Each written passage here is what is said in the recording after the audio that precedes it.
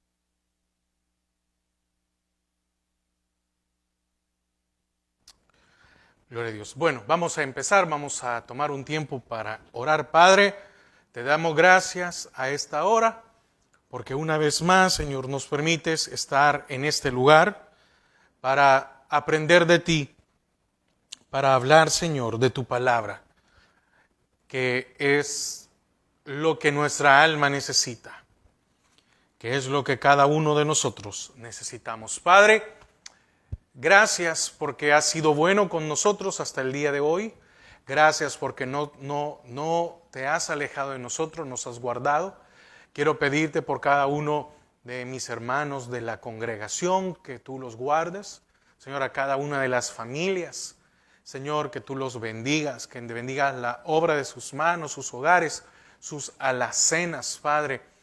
Padre, bendice a aquellos también que están pasando por alguna necesidad, aquellos que necesitan provisión o por aquellos que están enfermos. Señor, que tú puedas poner tu mano de salud sobre sus vidas. Padre, quiero pedirte por nuestra hermana Noemí de Calderón, que pongas tu mano de sanidad, que traigas paz a la vida de tu hija, Señora, por los hermanos Ricardo y Angélica Martínez, por mi hermana Marina de Aguilar, por nuestros hermanos Rodas Parada allá en Panamá. Señor, que tú los bendigas, que tú los guardes, que tú los curas, por la familia Levy, Señor, allá en Canadá. Padre, por la familia de mi hermano, su vida, Señor, y cada uno de ellos, que tú los puedas guardar, que tú los puedas cubrir, bendecir por nuestro pastor general, Padre, por la congregación que tú has puesto sobre sus hombros. Señor, que tú le des siempre de tu presencia, de tu amor, de tu virtud. Señor, bendice, Padre, su familia. Padre, también quiero pedirte por Víctor Eduardo y Esther María Villamonte. Señor, que tú los guardes, que tú los cubras. Señor, que el propósito a su tiempo se pueda cumplir. Tu propósito en la vida de ellos, a tu tiempo se pueda cumplir. Padre, gracias porque nos permites una vez más poder acercarnos delante de ti, agradeciéndote por tu amor y tu misericordia y por aquellas peticiones que tal vez mis hermanos puedan tener, que no las desconozco, no las tengo aquí, pero tú sí sabes la petición de cada uno de ellos. En el nombre de Jesús, amén y amén. Bueno, hermanos, que el Señor les bendiga. Este día, como le he dicho, vamos a seguir estudiando Deuteronomio donde el Señor me ponga. Y si el Señor me pone cambiar, ver otro tema, lo vamos a cambiar. Pero veníamos viendo el jueves pasado vimos los jueces, vimos que había que ser justos, que había que hacer la justicia con justicia. Y fíjese que no quería dejar este tema suelto, que es lo que vamos a ver hoy sobre la ley sobre idolatría. No quería dejarlo suelto, no quería que quedara separado. Entonces, antes de comenzar, quiero que usted pueda recordar de esto. La ley sigue siendo vigente. La ley del Señor, la ley divina del Señor sigue siendo vigente. La ley mosaica es parte de la ley divina del Señor. Amén, es parte. Ahora, la diferencia con respecto a la ley y la gracia es que ahora la ley ya no nos condena. Pero ¿para qué sirve la ley? ¿Qué beneficio le podemos sacar a la ley al día de hoy? Simple y sencillamente algo valiosísimo, y es preservación. La ley del Señor nos preserva. ¿Y esto qué hace? Que nos aleja de la idolatría, porque la idolatría nos aleja de Dios. Amén. Estamos hablando sobre ley y estamos hablando sobre idolatría. La ley me preserva, la ley me mantiene cerca del Señor. ¿Por qué el Señor les puso ley? ¿O por qué el Señor a todos nos ha puesto ley? Nos puso ley y ha puesto ley para que nosotros guardemos nuestra vida para Él. Ese fue el propósito y es el propósito del Señor. Ahora, la gracia del Señor nos ayuda de que ahora no tenemos que morir como algunos tenían que morir o tenían que hacer muchas cosas. La gracia ahora nos permite estar cerca del Señor, estar cerca de Él, poder acercarnos directamente. En el antiguo pacto, porque lo que se hizo nuevo fue un nuevo pacto.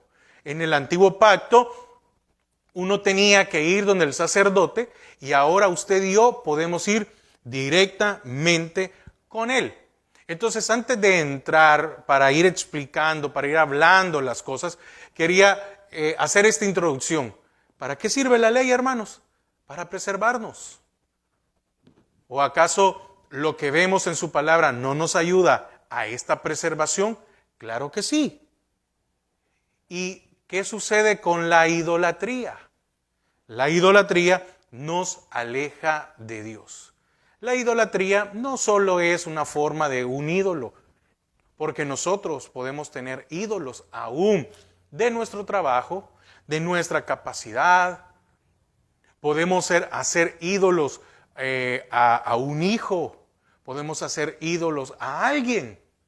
Entonces, es muy extenso esto. Sí, es cierto, aquí el Señor está hablando sobre la idolatría que habían con aquellos paganos. Amén. Entonces, acompáñeme a Deuteronomio 16, del 21, 22, y vamos a leer del 17, del versículo 1 al 7. ¿Qué es lo que nos está hablando aquí? Bueno, exhortación contra las prácticas idolátricas. Mire, todo Israel antes de entrar a Canaán, recuerde, todo esto se lo dio el Señor a Israel antes de entrar a Canaán. Ok, entonces, cuando el Señor les dice, miren, allá en Canaán ustedes van a ver esto, esto y esto y esto, era también porque lo habían visto en Egipto, solo que con diferente nombre. Eran los mismos dioses paganos, solo que con diferente nombre o de seguro con una diferencia en su celebración. Entonces, Deuteronomio 16, 21 dice, oiga, no plantarás ningún árbol para acera cerca del altar de Jehová tu Dios, que tú te habrás hecho. Ni te levantarás estatua, lo cual aborrece Jehová tu Dios. 17.1. No ofrecerás en sacrificio a Jehová tu Dios buey o cordero en el cual haya falta o alguna cosa mala, pues es abominación a Jehová tu Dios. Y fíjese, yo tengo aquí un subtema dentro del capítulo 17. Dice, los idólatras deben ser apedreados. Mire, qué bueno que ya no estamos bajo eso, ¿verdad? Pero eso no quiere decir que no hayan consecuencias o por la idolatría que no lleguemos a una muerte espiritual. ¿Ok? 17.2 dice, cuando se hallare en medio de ti, en alguna de tus ciudades que Jehová tu Dios te da, hombre o mujer que haya hecho mal ante los ojos de Jehová, tu Dios, traspasando su pacto, que hubiere ido y servido a dioses ajenos y se hubiere inclinado a ellos, ya sea al sol o a la luna o a todo el ejército del cielo, lo cual yo he prohibido. Y si te fuere dado aviso y después que oyeres y hubieres indagado bien, la cosa pareciere de verdad cierta, que tal abominación ha sido hecha en Israel, entonces sacarás a tus puertas al hombre o a la mujer que hubiere hecho esta mala cosa, sea hombre o mujer, y los apedrearás. Oiga, y así morirán. Por dicho de 2 o 3 testigos morirá el que hubiere de morir, no morirá por el dicho de un solo testigo. La mano de los testigos caerá primero sobre él para matarlo y después la mano de todo el pueblo. Así quitarás el mal de en medio de ti. Hoy vamos a explicar qué es lo que pasaba, cómo se estaba dando, ¿verdad? Entonces, esta exhortación contra las prácticas idolátricas aparece en el contexto de las obligaciones de los jueces y de los magistrados, que lo vimos el jueves pasado. Esto era a cargo del juez y del magistrado. Recuerda que explicaba un poco de que uno era el juez y el otro era como el jefe de policía.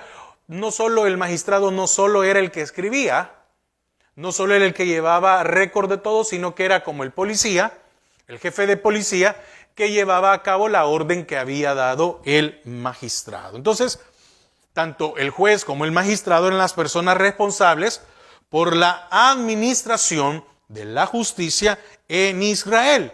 Y eran ellos los que decidían los casos relacionados con la idolatría. Pero el Señor fue bien claro. Tienen que haber 2 o 3 testigos. Ya lo vamos a ver más adelante. No solo era que uno dijera y ellos tenían que ir y decir, ok, esto es no. Tienes que indagar, tienes que investigar bien. ¿Por qué? Porque el Señor les dijo, como lo vimos el jueves pasado, de que tenían que hacer justicia o tenían con justicia, ¿verdad? En el 20 dice, la justicia seguirás para que vivas y heredes la tierra que Jehová tu Dios te da. Deuteronomio 16, 20. Entonces, fíjese que la vida social del pueblo de Israel estaba relacionada con la integridad espiritual del pueblo del pacto.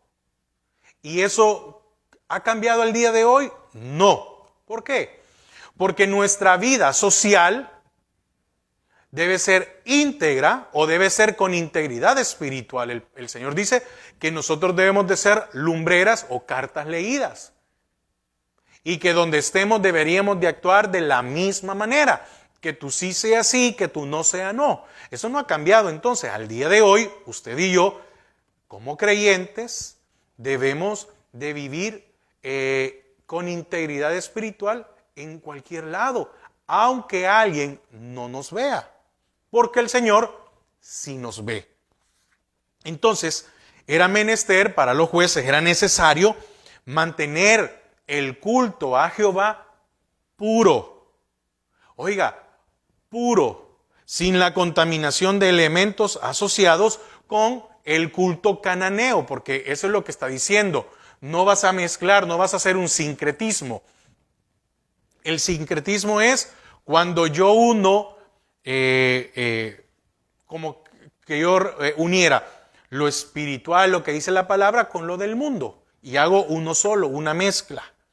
Entonces, esta ley o esta legislación que vemos en Deuteronomio, pues es excepcional, es muy buena, muy, muy buena. Ahora, fíjese, ¿desde cuándo el Señor hace mención de que no debe de haber una contaminación? Y es algo que al día de hoy se sigue manteniendo.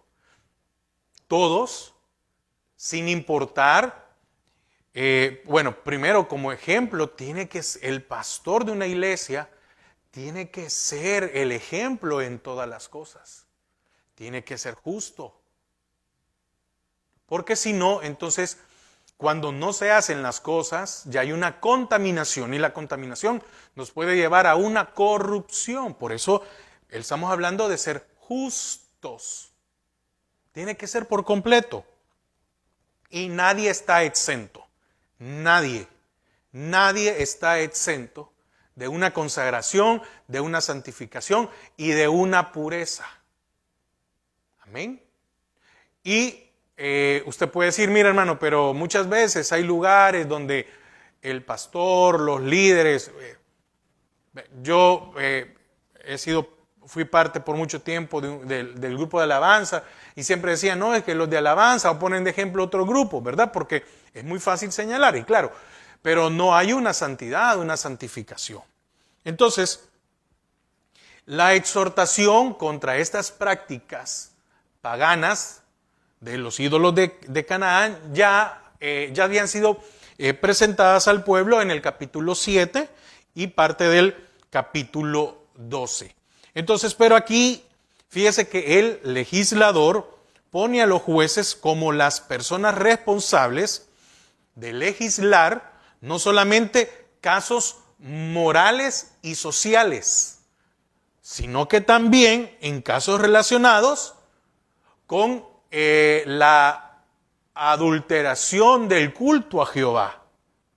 Y esto es los casos de idolatría. No pueden ocupar, no pueden hacer esto, no pueden hacer nada, no pueden mezclar.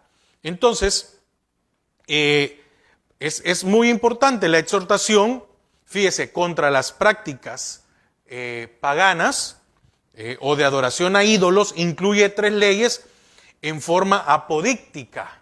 ¿Qué es apodíctica? Para que usted me pueda entender, es que se expresa o encierra una verdad concluyente o que no deja lugar a duda o discusión. Eso sucede mucho con las leyes en cualquier país. Hay leyes que dejan margen a la interpretación. Y entonces viene alguien, estoy hablando en un contexto secular, en un país X, el que sea, ¿verdad? Sale una ley y entonces a alguien lo interpreta de una manera, pero otro lo interpreta de otra manera. ¿Qué está diciendo aquí? Que la ley o la exhortación contra las prácticas idolátricas no dejaban lugar a duda, a discusión o a interpretación. Entonces, mire qué delicado era también para los jueces llevar a cabo esto, porque no es de interpretación. Ahora, ¿qué quiero decir con esto? Mire, al día de hoy interpretamos, ¿verdad? Y entonces por eso es que vemos muchas veces mezclas, contaminaciones dentro de las iglesias, haciendo celebraciones que no deberíamos de hacer. O muchos casos tocando ritmos que no deberíamos de tocar. No, es que mire, lo importante es la letra. No, discúlpeme. Si usted piensa que lo importante es la letra y no importa el ritmo, ok, está bien. Pero no es así. El Señor no es un Señor de mezclas. Él fue puro. Él dijo, no vas a revolver, no vas a mezclar el culto de Baal o el culto de Acera con mi culto. No se puede. Entonces, la ley era y es para que el corazón no se desvíe de Dios. Recuerde que lo hemos visto en los capítulos anteriores que hemos estudiado Deuteronomio, en el cual el Señor le dice, si haces esto, te voy a bendecir. ¿Para qué quedó la ley? Bueno, la ley quedó para que nos acercáramos al Señor. Amén. No para otra cosa. Estaba buscándole algún ejemplo. Déjeme, si encuentro un ejemplo.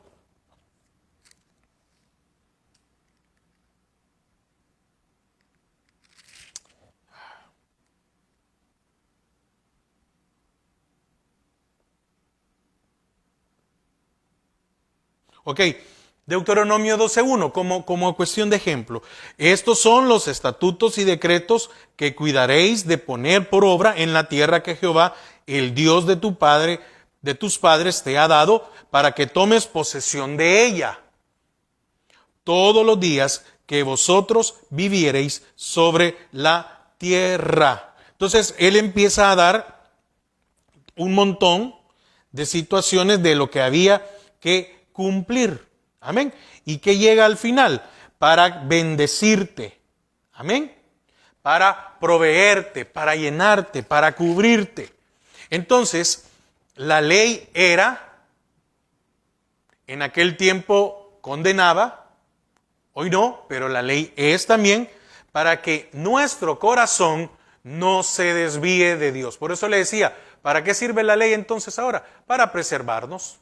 No harás, no tendrás dioses, no harás esto ni nada. Entonces, las leyes, estas apodícticas, es decir, claras, sin margen, sin que no dejan margen para cambiar, para interpretar o margen de duda, son demandas específicas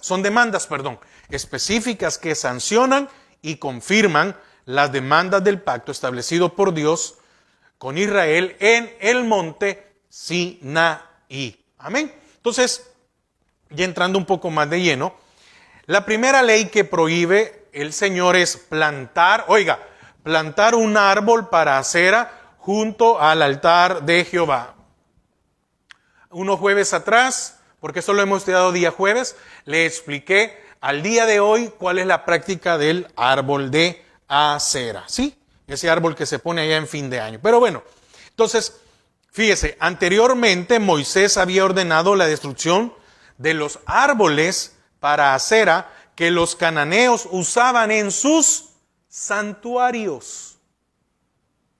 Amén. ¿Qué hacían los cananeos? En los santuarios, en los lugares donde ellos adoraban, hacían este árbol. Ocupaban las piedras en representación de un altar, hacían un altar de piedras y esto era representación de Baal.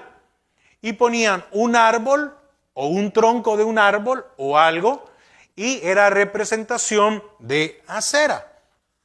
Entonces, fíjese, volviendo otra vez a 16:21 dice, no plantarás. Oiga, no plantarás ningún árbol para acera. Y oiga, cerca del altar de Jehová, tu Dios, que tú habrás hecho. Ahora, estos árboles eran dedicados para la adoración de acera en Canaán, pero es la misma diosa Istar de Babilonia, Istar, y vimos el jueves pasado, o hace 2 jueves, que ahí viene lo de Ishtar, ¿sí? Lo de Ishtar, y de ahí viene lo de Easter, y que era una representación de un conejo, amén, de un conejo, y que ahora se ocupa como para lo de la celebración del día de Pascua. De ahí viene, ese es el origen, por si usted. Pero también es la misma acera, es la Afrodita de los griegos,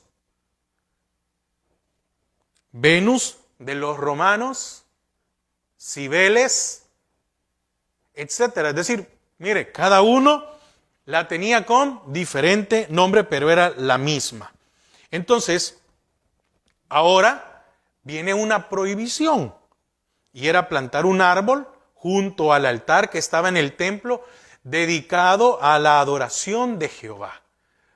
El Señor le está diciendo, no van a mezclar, no pueden mezclar. Y es lo mismo el día de hoy. Usted y yo no podemos mezclar nada, no podemos hacer mezcla, porque es un fuego extraño. Amén. Entonces, así era la diosa de la fertilidad de los cananeos. Fíjese que la imagen de la diosa se hacía del tronco de un árbol en el culto de los cananeos. Y oiga cómo le llaman. Y era conocido como el árbol de la vida. Increíble, ¿verdad? Mire hasta lo que ellos llegaban a ocupar, el nombre que habían ocupado para referirse a esta adoración. Ahora, era un árbol, recuerde que también lo vimos, como tal, Acera no tenía una imagen en específico, en el caso de los cananeos, sino que hacían un altar y lo que hacían era poner un tronco. Y eso significaba que había una representación de Acera allí. Ahora, lo que conocemos como idolatría, recuerde que es lo que podemos ver como la religión. Ahora, ¿dónde inicia la religión? ¿Dónde inició la religión? La religión inició allá en el huerto, cuando Adán y Eva ocuparon hojas o ramas de árbol o de algo para ocultar su condición ante Dios. Allí inició la religión. La religión es aquello que nos aleja del Señor. ¿Por qué? Porque la religión nos hace sentir que no le tenemos que dar cuentas al Señor, independientemente la religión que sea. Hay alguien como un intermediario, hay alguien como un profeta en algunas religiones, como un maestro, como un gurú, como algo, etc.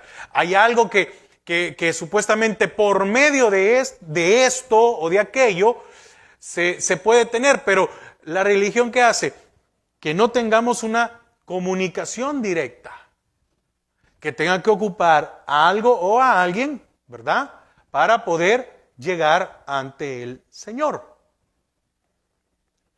Y ahora vemos en su palabra que usted y yo debemos y tenemos y podemos comunicarnos directamente con Dios sin necesidad de un intermediario. Entonces, ¿por qué? Mire qué interesante, ¿verdad? ¿Con qué se cubrieron? Con hojas. Y un día nuestras obras, las suyas y las mías, van a ser pasadas por fuego. Y la que es de hoja o de hojarasca, ¿qué va a pasar? Se va a quemar. Ahora, dice en el 21 otra vez, pero dice que tú habrás hecho. El Señor le está diciendo, no harás tú. No harás tú. Ahora, usted puede preguntar, y nada menos fíjese que nada menos sucedió, estaba, con esto de las redes sociales uno ve un montón de cosas, ¿verdad? Y la verdad que la palabra no es para contender, no es para demostrarle que yo sé más que alguien, no, a eso no nos ha llamado el Señor, nos ha llamado a predicar la palabra para el que quiera. Entonces, fíjese, salía alguien ahí diciendo con respecto a esto de las imágenes o de los ídolos. Y entonces empezó una discusión entre unos que, pues entiendo, ¿verdad? Que eran cristianos, creyentes, protestantes, etcétera, y otros de una religión. Y entonces ellos poniendo argumentos, utilizando versículos bíblicos, etcétera, y todo lo demás. Y entonces dentro de uno de estos apareció, bueno, si ustedes que son cristianos, ustedes que son evangélicos y hablan de que no creen en hacer ídolos, ustedes se les olvida de que un día tuvieron, ¿cómo se llama? Un día tuvieron lo de la serpiente de bronce. Y yo solo estaba leyendo y mire, ninguno le pudo contestar, no, que el Señor dice, no, es que mire, aquí vamos a hacer una diferencia. Una cosa es que el Señor diga, haz, y otra cosa es que yo haga algo. Esa es la diferencia grande. Esa es la diferencia que tenemos que ver. Porque el Señor, digamos, no solo fue porque le plació a Él, ¿verdad? Hacer que se hiciera una serpiente, no. Israel había pecado. ¿Y qué mandó? Serpientes que lo picaran. Y empezaron a morir muchos. Pero había una razón. Israel había pecado. Era consecuencia de esto. Y aquel que viere a la serpiente, ¿verdad?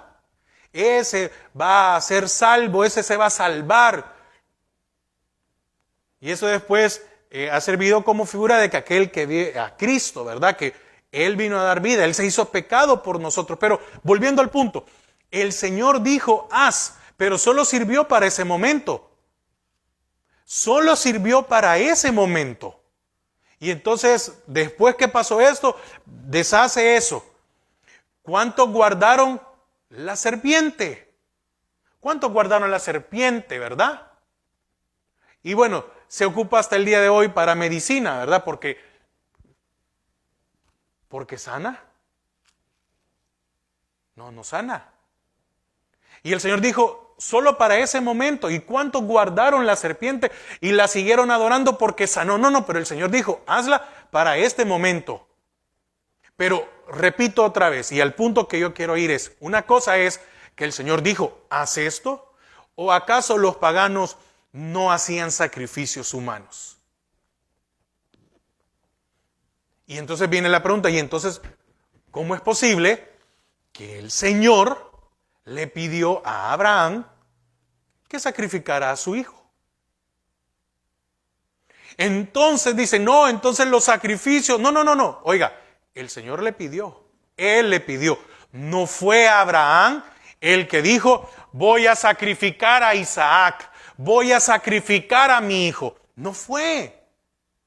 Entonces es muy diferente que hagamos algo que esté en la Biblia y muy diferente que hagamos algo que no esté en la Biblia. Entonces, oiga, volviendo a leer, ya con un poquito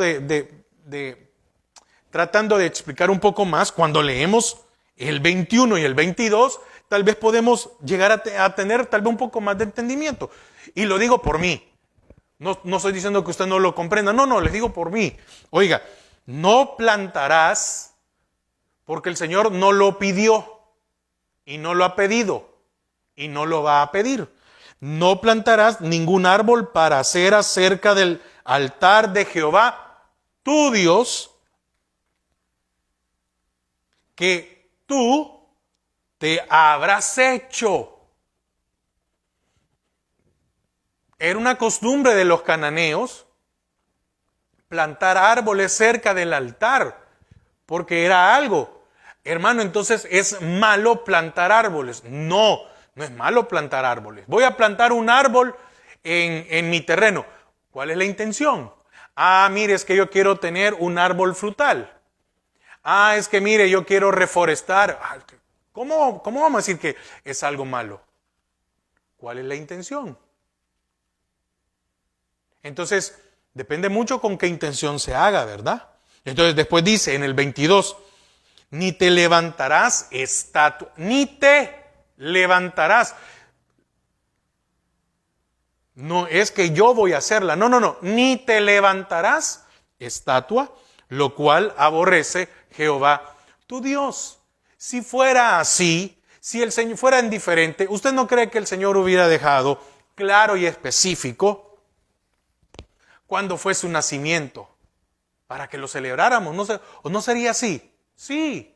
¿Usted no cree que el Señor hubiera dejado claro sobre cómo era su rostro? ¿Cómo era su forma para que alguien lo pudiera esculpir o pintar? Pero ¿en dónde vemos parte de la Biblia, ¿sí? que diga en los evangelios, alguno de los apóstoles diciendo, y el Señor tenía el cabello así? No, sabemos que tenía barba, porque la palabra lo dice. No, pero es que la nariz era respingada, los labios, los ojos. No hay. Entonces, ¿por qué hacer algo que el Señor no nos ha mandado hacer? Entonces, cuando hacemos algo que el Señor no nos ha mandado hacer, podemos caer en el error de la idolatría. Y ahora, como dije hace un momento, ¿a qué nos lleva la idolatría? A alejarnos del Señor. Y alejarnos del Señor, ¿cómo se conoce en otras palabras? apostasía. Y también ya lo estudiamos, que hay dos tipos de apostasía, el reversible y el irreversible. El reversible es que aquel que tiene una oportunidad de regresar y ponerse a cuentas. Y el irreversible es aquel que va a una condenación. Yo espero haberme dado a entender. Ahora, sigamos. La segunda ley prohíbe erigir piedras rituales en el santuario de Jehová, porque las piedras rituales eran estelas usadas en el culto de Baal y servían como símbolo del dios cananeo. Oiga, se ocupaban piedras. Usted y yo no necesitamos poner piedras, porque ahora usted y yo estamos fundamentados sobre la roca que es Cristo. Pero no, eso significa que yo voy a traer piedras aquí y adorarlas. No, no es así. Vuelvo otra vez, muy diferente es que el Señor dijo, hagan, y otra cosa es que nosotros hagamos. ¿Ok? Dice, ni levantarás estatua, lo cual aborrece Jehová tu Dios. Vuelvo otra vez, eran leyes que no dejaban margen de duda. No había modo de interpretación.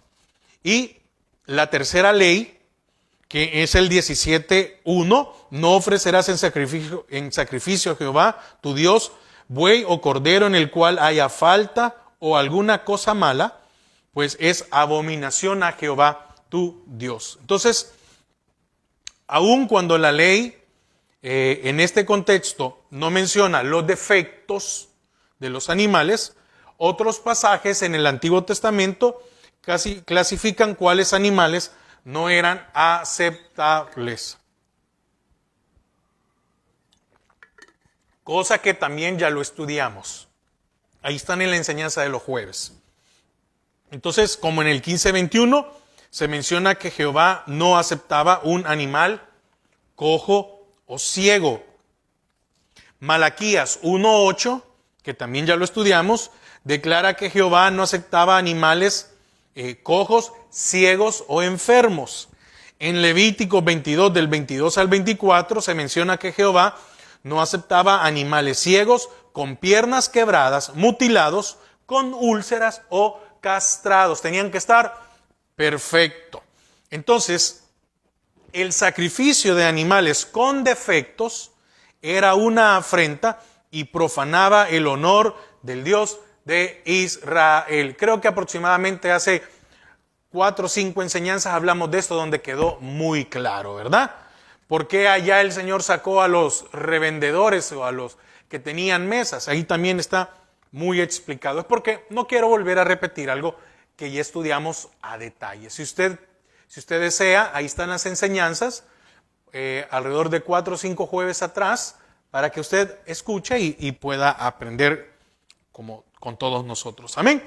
Ahora, aquí vemos las leyes y qué razones por las cuales no se debía de hacer. Entonces, vamos a ver el procedimiento judicial. Ya vimos las leyes, qué es lo que tenían, porque recuerde, el juez con el magistrado no solo iban a ver la parte de lo social y lo moral. Amén. Si alguien se peleaba porque se había pasado un terreno, o si, etcétera, como lo moral, si alguien había golpeado, matado, abusado de alguien, etcétera, social y moral, ¿verdad? Si alguien había sido engañado, etcétera, sino que ahora también vemos la parte, algunos le llaman religiosa, ¿verdad? No, el culto a Jehová. Entonces, solo vamos a leer el 17:2. Cuando se hallara en medio de ti, en alguna de tus ciudades que Jehová tu Dios te da, hombre o mujer que haya hecho mal ante los ojos de Jehová tu Dios, traspasando su pacto, que hubiere ido y servido a dioses ajenos y se hubiera inclinado a ellos, ya sea al sol o a la luna o a todo el ejército del cielo, el cual yo he prohibido. Óigame, mire qué interesante. No sé, yo espero que tengamos tiempo para terminar, pero oiga la orden del Señor. dice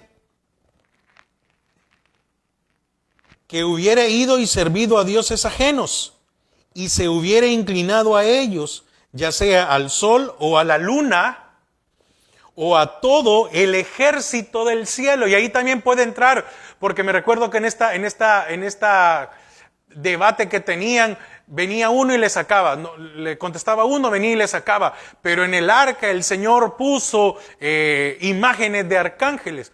¿Quién lo pidió? El Señor. ¿Como figura de qué? De que habían unos que guardaban la presencia del Señor. ¿En qué momento el Señor dijo, adora a ángeles o arcángeles? Y aquí está bien claro. Entonces, si lo vemos de esta manera, ¿no sería que el Señor se estaba contradiciendo? ¿Verdad que sí? Pero no es así. Oiga, y los querubines, estos protectores, eran solo para el arca. Y el arca era donde moraba la presencia del Señor. Amén. Entonces, pero dice que hubieres ido y servido a dioses ajenos y se hubiera inclinado a ellos. Oiga, el Señor en ningún momento dijo, inclínate a esto. Ya sea al sol o a la luna o a todo el ejército del cielo, lo cual yo he prohibido. Entonces, ¿qué pasó con Israel cuando entró a Canaán? Bueno, se inclinó a la idolatría. Entonces, en tiempo de apostasía, porque adorar a otros, adorar a un ídolo, es ser apóstata. Entonces, la idolatría, en tiempo de apostasía, la idolatría era una amenaza para el culto a Jehová. Cuando Israel empezó a gozar, oiga, muy interesante, de prosperidad económica, el pueblo ignoró, no está mala la prosperidad económica. Amén. La prosperidad no es mala, no es mala. Pero si eso me aleja de Dios, ya tenemos un problema muy grande. Y aquí pasó.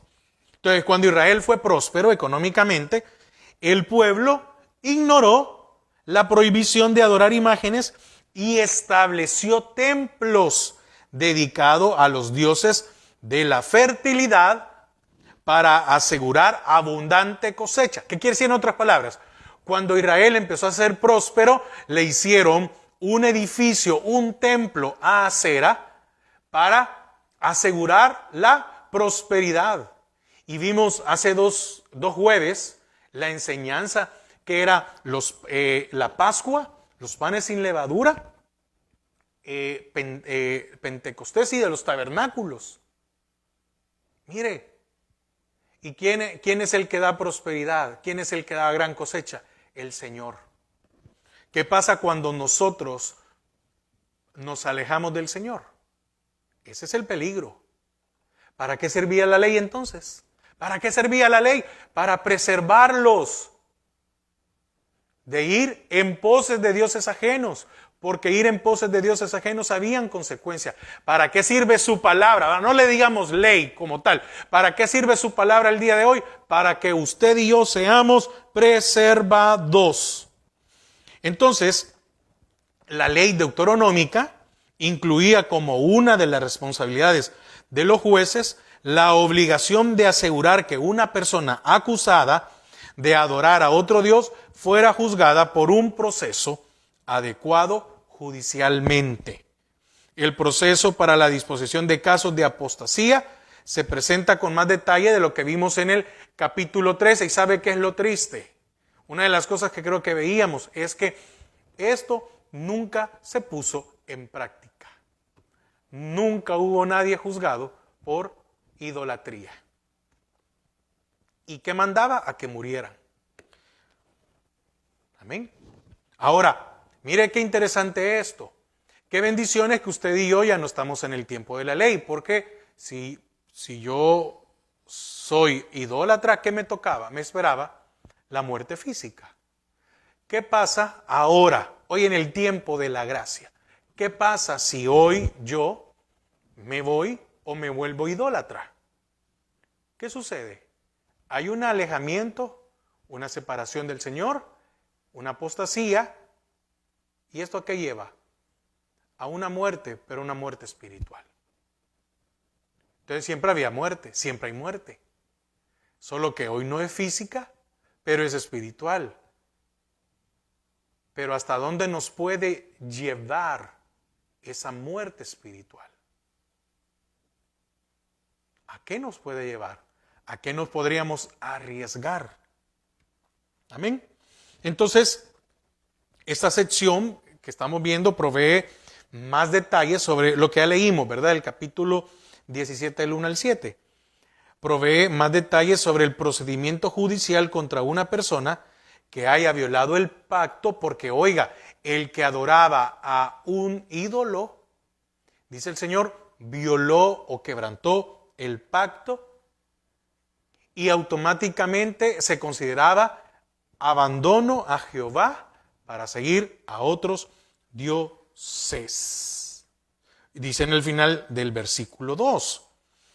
Hombre o mujer que haya hecho mal ante los ojos de Jehová tu Dios, traspasando su pacto. Entonces, la imputación de apostasía contra una persona era una acusación muy seria. Estamos hablando de muerte. Cuando una persona era acusada de haber violado el pacto y abandonado a Jehová para seguir a otros dioses, los jueces tenían que seguir un proceso judicial adecuado, porque la consecuencia de la apostasía era la pena de muerte. ¿Cuál es la consecuencia de la apostasía? Hoy en día, una muerte espiritual. Hermanos, es terrible el tiempo que estamos viviendo hoy, porque cuánta gente se ha enfriado. Hermano, hay mucha gente que ha dejado de congregarse, se han enfriado. Entonces, pero no era solo que alguien señalara a alguien que estaba, no era que yo llegaba donde el juez y le decía, aquel fulano, aquel ha estado adorando dioses, hay que matarlo, y venían y lo mataban. No, porque Dios es un Dios justo, y entonces Él puso parámetros. Amén, porque el acusar a alguien era una cosa difícil, seria, porque eso llevaba a la muerte de esa persona. Entonces, para declarar que una persona era culpable de apostasía, ese es el término que debemos de ocupar. Cuando yo voy detrás de dioses, o paganos, o lo que sea, permítame.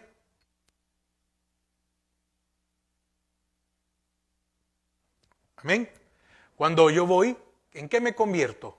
En un apóstata. Amén. Porque no hay otro nombre, no hay otra definición. Entonces los jueces tenían que procurar o indagar con diligencia los méritos del caso y tomar la decisión después de oír el testimonio, oiga, de 2 o 3 testigos. No solo era porque alguien hablaba, no, se tenía que hacer muy bien porque al final era que iba a morir alguien.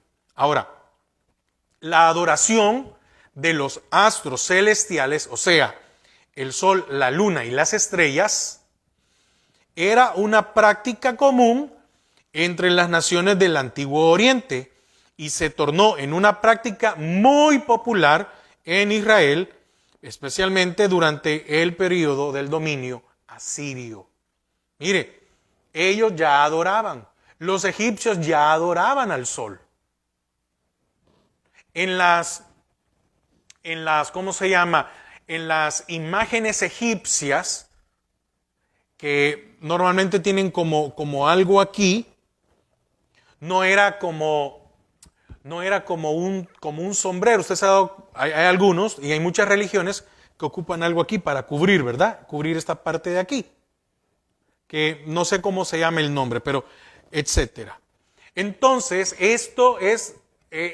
hay un origen de esto, bueno, no sé si es el origen, pero sí hay una referencia muy clara. Se ocupaba lo ocuparon los egipcios como representando al sol sobre la persona. Esa iluminación era un tributo o una adoración al sol. Por eso hay algunas religiones o algunos que se rasuran esta parte de aquí para que les quede blanco como sinónimo de eso, u otros se ponen una cosa aquí, y eso es algo que viene desde allá de Egipto. Entonces, cuando Israel sale, ya lo habían visto en Egipto, y ahora lo iban a encontrar de otra manera en Canaán. Entonces, era una práctica muy común en las naciones del Antiguo Oriente, y qué triste, y se tornó una práctica muy popular en Israel. Para ejemplos, Manasés, rey de Judá, se postró ante todo el ejército de los cielos y les rindió culto. ¿Dónde está esto? Porque usted puede decir, se lo está inventando. No, acompáñeme a Segundo Libro de Reyes. Segundo Libro de Reyes, 21:3. Yo siempre digo, tenga la Biblia a su mano, la Biblia, para que vea que lo que se le estamos compartiendo no nos lo estamos inventando. Dice el 2, Segundo Libro de Reyes 21:2. E hizo lo malo ante los ojos de Jehová, según las abominaciones de las naciones que Jehová había echado. ¿De dónde había echado estas naciones? De Canaán, de la tierra prometida, de delante de los hijos de Israel, porque volvió a edificar los lugares altos. Cuando usted vea los lugares altos, está hablando de idolatría. Cuando uno va a una ciudad o a lo que sea, ¿sí? Y hay un ídolo de la religión que sea, ¿dónde está? ¿Está a nivel del suelo? No, ¿dónde va a estar siempre? A un nivel alto, lugar alto. Dice, porque volvió, 3, porque volvió a edificar los lugares altos que Ezequías, su padre, había derribado. Oiga aquí, y levantó altares a Baal e hizo una imagen de acera, como había hecho Acab, rey de Israel. Y oiga lo que dice, y adoró a todo el ejército de los cielos, y rindió culto a aquellas cosas. Amén. Acompáñenme ahí siempre, 4 y 5. Y asimismo edificó altares en la casa de Jehová. Mira hasta dónde llegó este hombre. Hasta dónde llegó este rey Manasés, el de Judá. El de Judá, que Judá significa adoración, alabanza. Oiga, y asimismo edificó altares en la casa de Jehová, de la cual Jehová había dicho, yo pondré mi nombre en Jerusalén. 5. Y edificó altares para todo el ejército de los cielos, en los 2 atrios de la casa de Jehová. 6. Y pasó a su hijo por fuego. Y se dio a observar los tiempos y fue agorero adivino e instituyó encantadores y adivinos, multiplicando así el hacer lo malo ante los ojos de Jehová para provocarlo a ira. Y puso una imagen de acera que él había hecho en la casa, de la cual Jehová había dicho a David y a Salomón, su hijo, yo pondré mi nombre para siempre en esta casa y en Jerusalén, a la cual escogí de todas las tribus de Israel. Amén. Entonces, ve hasta dónde nos puede llevar esta idolatría. ¿Para qué servía la ley? Para preservar, para no volverse idólatras, para no alejarse del Señor. ¿Para qué sirve su palabra al día de hoy? Para preservarnos. Entonces, también en su reforma religiosa, Josías, rey de Judá, quitó a los sacerdotes idólatras que quemaban incienso a Baal, al sol, a la luna, a los signos del zodíaco y a todo el ejército de los cielos. Siempre allí en Segundo Libro de Reyes, 23:5. Segundo Libro de Reyes 23:5.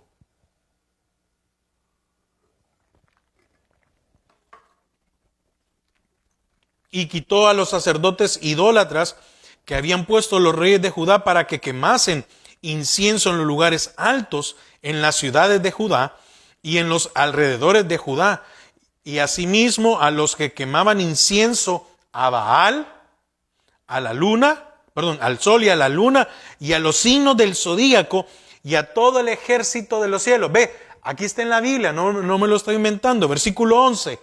Quitó también los caballos que los reyes de Judá habían dedicado al sol, a la entrada del templo de Jehová, junto a la cámara de Natán Melech, eunuco, el cual tenía a su cargo los ejidos, y quemó al fuego, todo va a ser pasado por fuego, ¿verdad? Y quemó al fuego los carros del sol. Y la eliminación de la adoración de los astros celestiales por Josías fue motivada por el descubrimiento del libro de Deuteronomio en el templo de Jehová. Segundo libro de Reyes 22:8. Repito, la eliminación de la adoración de los astros celestiales fue motivada por Josías al descubrir el libro de Deuteronomio, lo que estamos estudiando en el templo de Jehová. Segundo libro de Reyes 22:8. Entonces dijo el sumo sacerdote Hilcías al escriba Safán: he hallado el libro de la ley en la casa de Jehová. E Hilcías dio el libro a Safán y lo leyó. Entonces, wow. Una vez que una persona era acusada de abandonar a Jehová, los jueces y la comunidad tenían que averiguar bien la acusación de apostasía. Si la corte, después de seguir un proceso judicial adecuado, llegaba a la conclusión de que una abominación había ocurrido en el seno de la comunidad, la persona culpada, hombre o mujer, era apedreada hasta la muerte. En el Antiguo Testamento, la lapidación generalmente se imponía para delitos religiosos cuando la corte decretaba la sentencia de la muerte. Ahora, por tiempo no puedo leer todas las citas, pero se lo voy a decir para que usted lo pueda buscar. El apedreamiento se decretaba contra el crimen de adivinación. Esto está en Levíticos 20:27. Las blasfemias, Levíticos 24:16. La idolatría, 17:25 de Deuteronomio. Y aún hasta para los violadores del sábado, Números 15:35. En casos especiales, la lipidación se imponía en el caso del hijo rebelde, que eso está en Deuteronomio 21:21, y cuando una persona maldecía a Dios. Primer libro de Reyes 21:13. El apedreamiento del apóstata se ejecutaba fuera de la ciudad, como lo leímos en el versículo 5, en la presencia del juez y del pueblo. Eso usted debe, para leerlo, para más base, está Levítico 24:14 y Números 15:36. Y quiero ir rápido porque quiero terminar el tema. Para imponer la pena de muerte contra una persona, la acusación tenía que ser confirmada por 2 o 3 testigos, que también está en Números 35:30 y Deuteronomio 19:15. ¿Ok? Entonces, el propósito de esta regla era eliminar el problema del falso testimonio. Deuteronomio 5:20. En el caso que una persona tuviera una riña contra otra y la acusara de abominación. No era solo porque alguien acusaba, lo tenemos que matar, sino que también se tenía que eliminar el cargo o el punto del falso testimonio. Entonces, el Antiguo Testamento condena a los falsos testigos. Salmos 27:12, Proverbios 6:19 y 28. Porque en Israel condenar a una persona a la muerte con falsa acusación era una ofensa muy grave. También el levantar falso testimonio estaba penado. ¿Ok? Y eso podemos verlo en primer libro de Reyes 21, del 1 al 29. Entonces, la regla también evitaba la posibilidad de condenar a la muerte a una persona inocente. No se podían ir solo porque me dijo, no estaba esto para cometer, ¿cómo se llama? Una equivocación. Perdón que se me fue el término, una injusticia. Amén. Entonces, para garantizar la acusación de idolatría o de abominación, se requería el testimonio de más de una persona. Para evitar la conspiración de dos personas contra otro, oiga, ponga mucha atención, ya estoy terminando.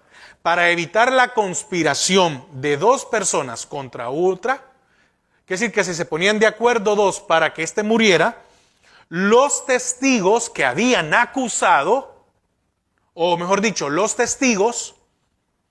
estaba el acusador y los testigos, ¿verdad? Ok, los testigos eran los primeros en tirar la piedra y así implementar la sentencia de muerte. Repito, para evitar la conspiración de dos personas contra otro, a los que se habían ocupado como testigos, eran los primeros que tenían que tirar las primeras piedras y así implementar la sentencia de muerte. Entonces, en el Antiguo Testamento se habla frecuentemente de la inclinación del pueblo de Israel a seguir a otros dioses, pero raramente habla de la implementación de la pena de muerte para los casos de idolatría. No llegó a suceder y por eso el pueblo se desvió. Empezando con el ministerio del profeta Elías, la predicación de los profetas de Israel estaba repleta de acusaciones contra la idolatría.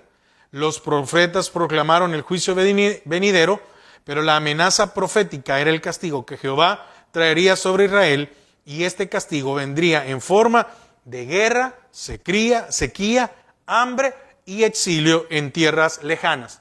¿Qué fue lo que les pasó? ¿Tuvieron guerras? ¿Fueron atacados muchas veces? ¿Hubieron sequías? ¿Hubo hambre? Y fueron cautivos, no una, varias veces. Entonces es probable que el ideal de la ley deuteronómica contra la apostasía nunca se tornó una realidad en el culto a Jehová. Y por eso vemos las consecuencias de todo lo que le pasó a Israel. Y es el ejemplo que usted y yo tenemos al día de hoy para no ir detrás, para no alejarnos de él, para no ser idólatras, porque las consecuencias van a venir. Amén. Oramos para despedirnos. Padre, te doy gracias por habernos permitido estudiar tu palabra en esta noche. Bendice a cada uno de mis hermanos y que lo que hemos visto en esta tarde, en esta noche, quede en nuestros corazones. En el nombre de Jesús. Amén y amén. Hermanos, que el Señor les bendiga y que pasen una feliz noche.